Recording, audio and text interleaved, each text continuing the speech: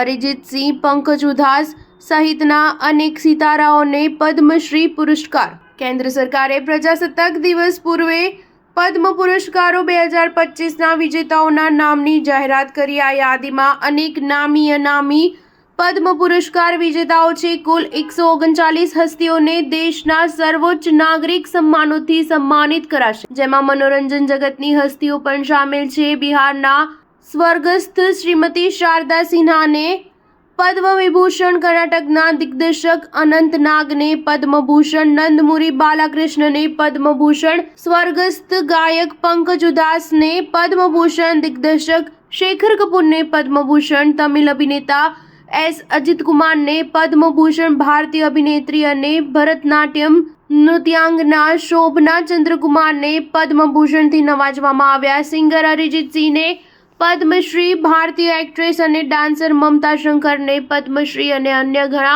ભારતીય કલાકારોને પદ્મશ્રી સન્માનિત કરાયા છે. પદ્મ પુરસ્કાર પ્રાપ્ત કરવા પર તમિલ અભિનેતા અજિત કુમારે કહ્યું કે હું આ સન્માન માટે ભારતના માનનીય રાષ્ટ્રપતિ દ્રૌપદી મુર્મુ અને પ્રધાનમંત્રી નરેન્દ્ર મોદીનો હૃદયપૂર્વક આભાર માનું છું. આટલા ઉચ્ચ સ્તરે સન્માનિત થવું એ મારા માટે એક સૌભાગ્યની વાત છે અને મારા દેશમાં મારા યોગદાનની આ ઉદાર પ્રશંસા માટે હું ખૂબ આભારી છું. દેશના સર્વોચ્ચ નાગરિક સન્માનોમાંથી એક પદ્મ પુરસ્કાર 3 શ્રેણીઓમાં આપવામાં આવે છે, જેમાં પદ્મ વિભૂષણ, પદ્મભૂષણ અને પદ્મશ્રી સામેલ છે. આ પુરસ્કાર કલા, સામાજિક કાર્ય, સાર્વજનિક કિસ્સા, વિજ્ઞાન, એન્જિનિયરિંગ, વેપાર, ચિકિત્સા, સાહિત્ય, શિક્ષણ, રમત અને સિવિલ જેવા વિવિધ ક્ષેત્રોમાં શ્રેષ્ઠ કાર્ય કરનારાઓને માન્યતા આપે છે. સ્ટાર ન્યૂઝ 7 હંમેશા સચ્ચાઈની સાથે.